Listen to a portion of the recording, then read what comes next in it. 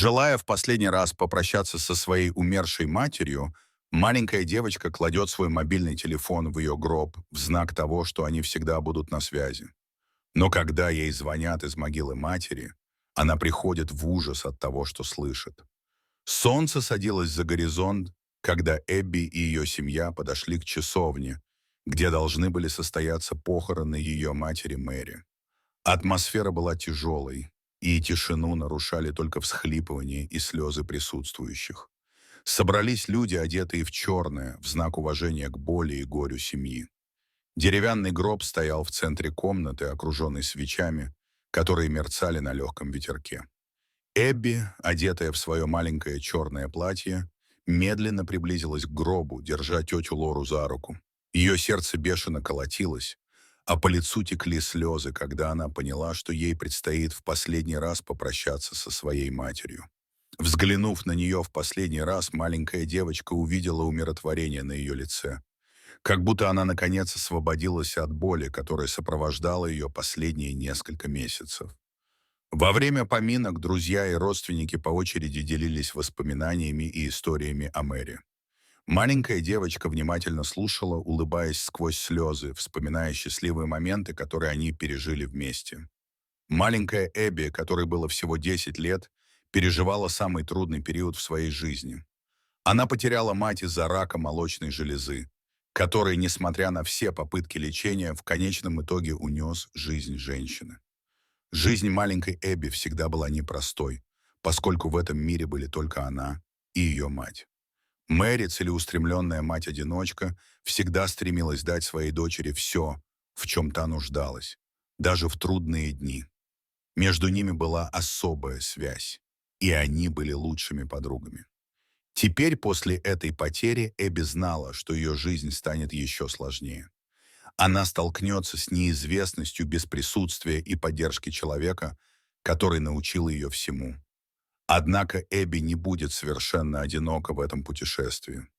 Маленькая девочка переехала жить к своей тете Лоре, сестре Мэри, которая всегда любила свою племянницу и помогала сестре, насколько это было возможно.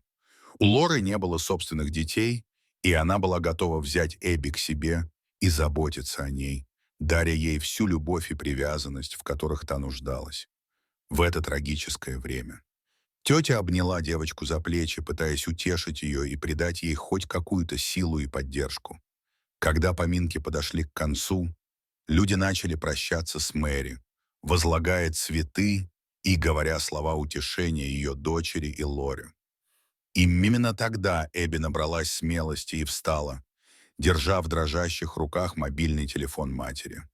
Тетя посмотрела на нее, понимая, что девочка собирается сделать. «Ты уверена, дорогая?» — спросила Лора, беспокоясь о чувствах племянницы. Девочка кивнула, пытаясь сдержать слезы. «Я хочу, чтобы она знала, что я всегда буду с ней, даже если мы больше не сможем разговаривать», — сказала бедная девочка, а ее голос почти срывался от волнения.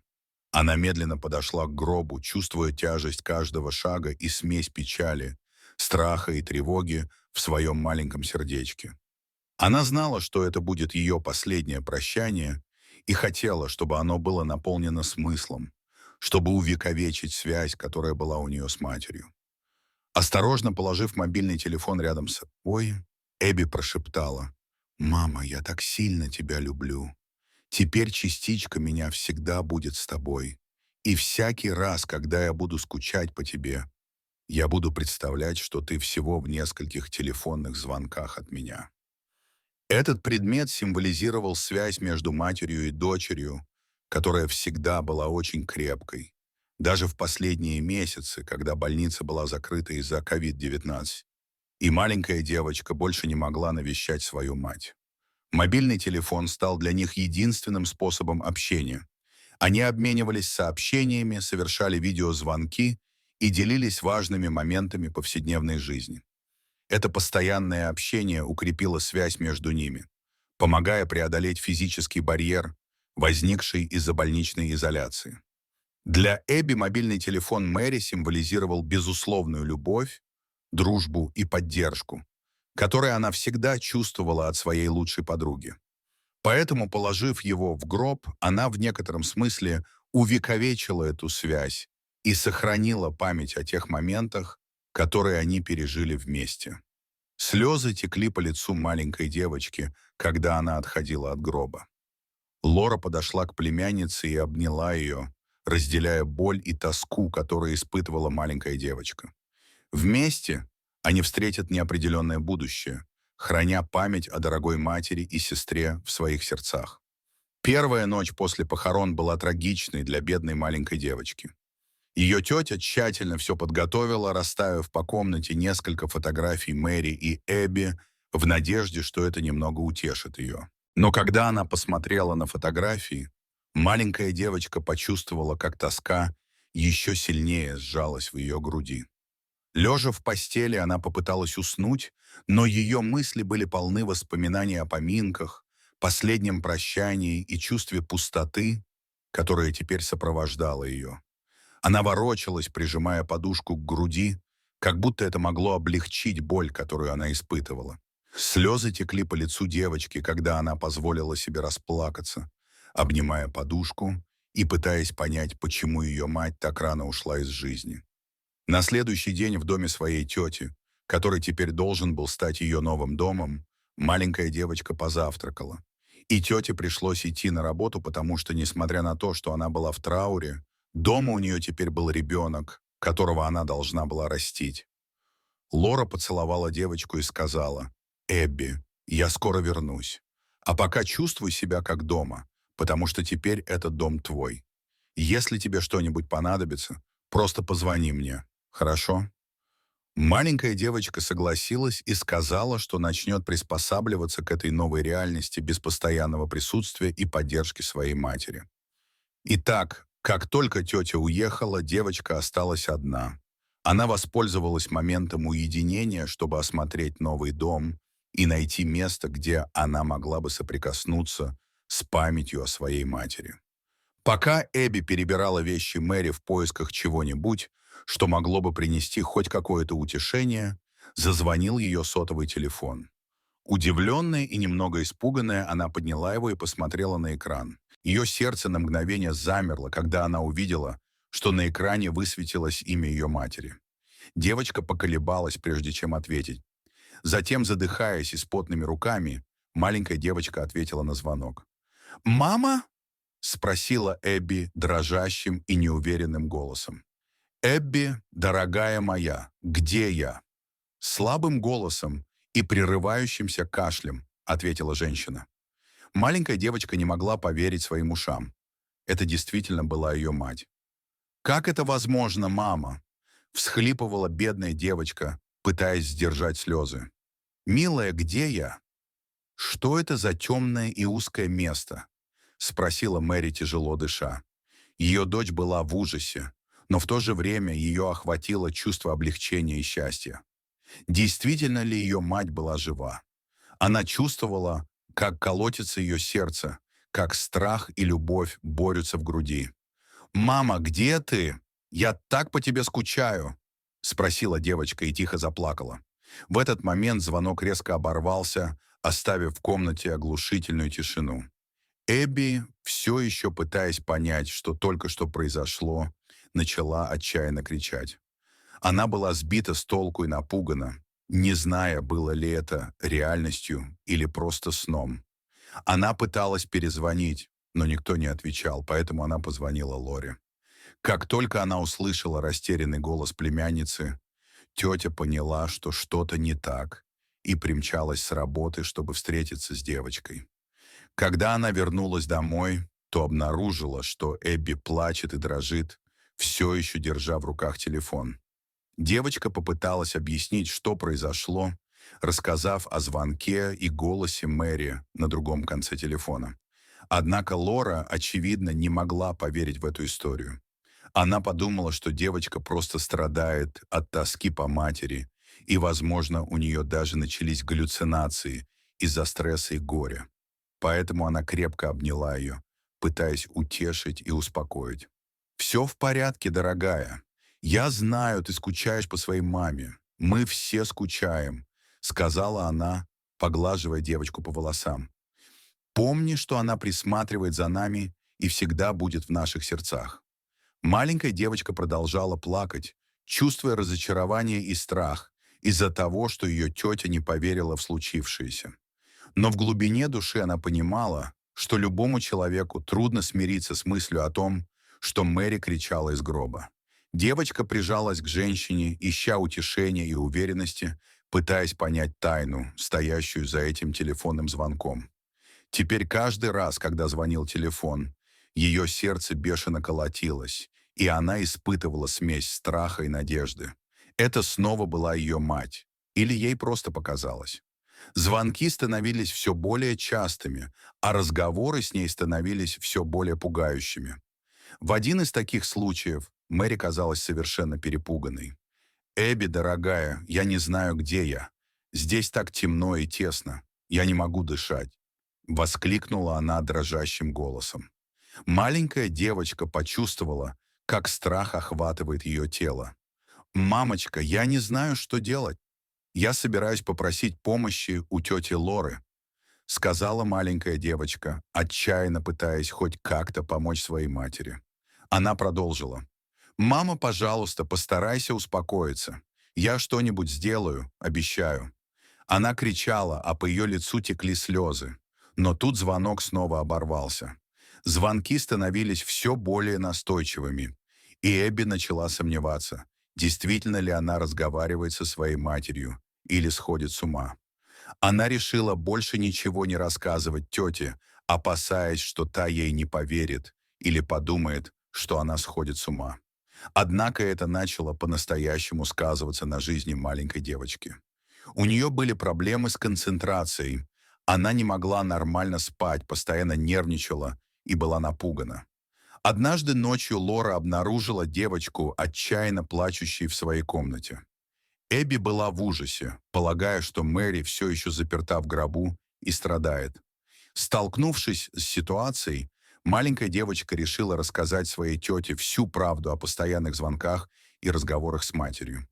Женщина, обеспокоенная и не знающая, что с этим делать, попросила посмотреть историю звонков на мобильном телефоне Эбби. «Принцесса, здесь ничего нет», — сказала Лора, просмотрев историю звонков. Девочка была озадачена.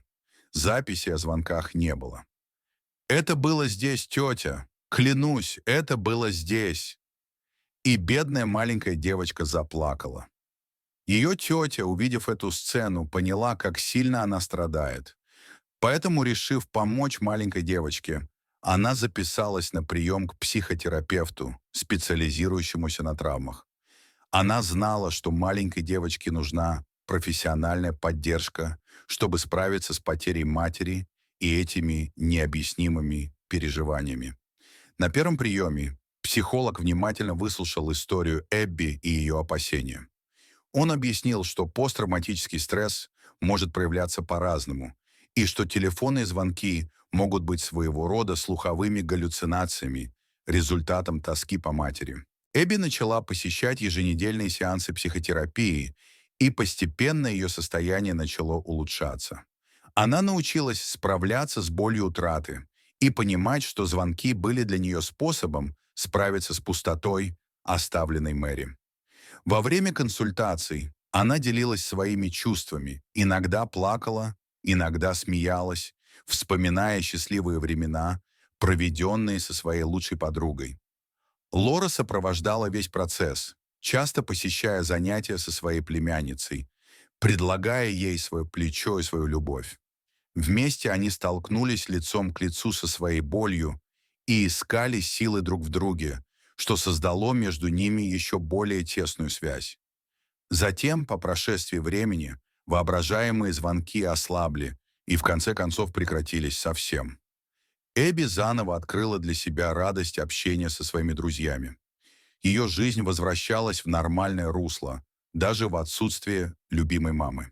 И вот по мере того, как девочка росла, она продолжала свой путь к выздоровлению, а также открыла для себя силу жизнестойкости.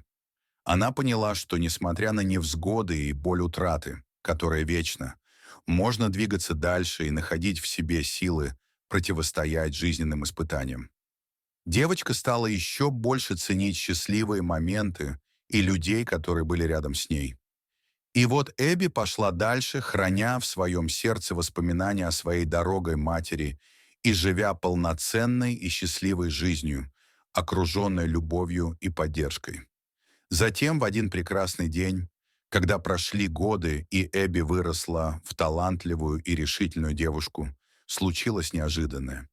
Собирая свои вещи для переезда в другой город, Эбби также захотела взять с собой кое-что из вещей своей матери. Но вдруг она увидела нечто необычное. Старый дневник, тщательно спрятанный среди вещей ее матери.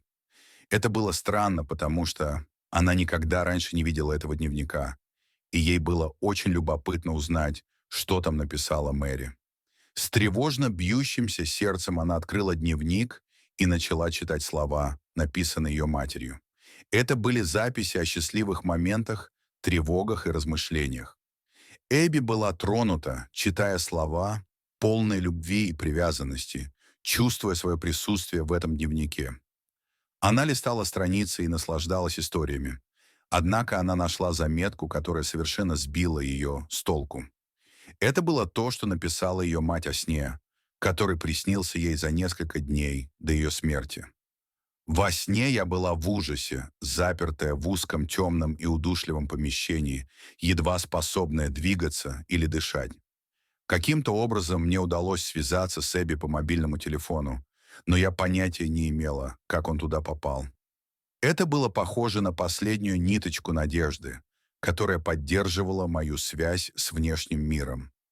Дрожащим от слез голосом я описала ей весь ужас и растерянность, охватившие меня в том ужасном ночном кошмаре.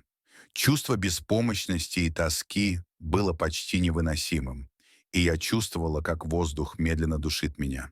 Отчаяние в моем сердце росло с каждой секундой, пока я неустанно искала способ вырваться из этого заточения и защитить свою дочь.